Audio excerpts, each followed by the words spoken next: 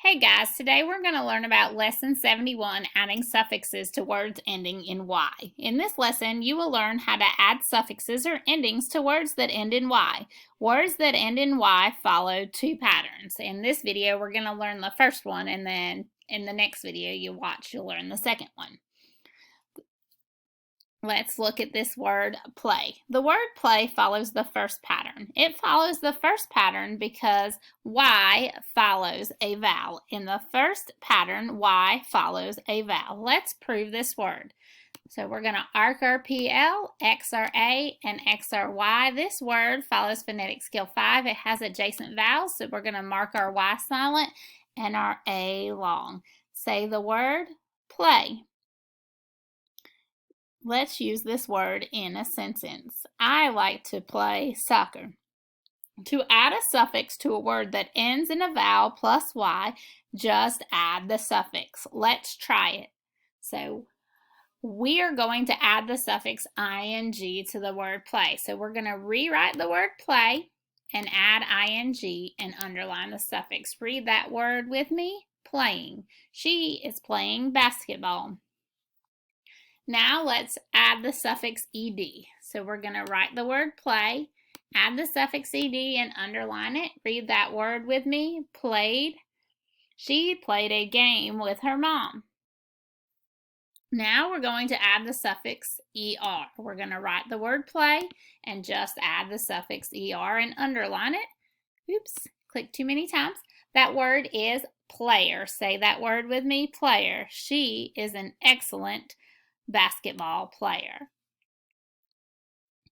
All right, let's prove this word. We're going to X the E, X the Y, mark the Y silent, and the E long. Read that word with me, key. I have a key to get into my house. Now we're going to make that word keyed. So we're going to write the word key and then add ed. And we're going to underline the ed. Read that word with me, keyed. All right.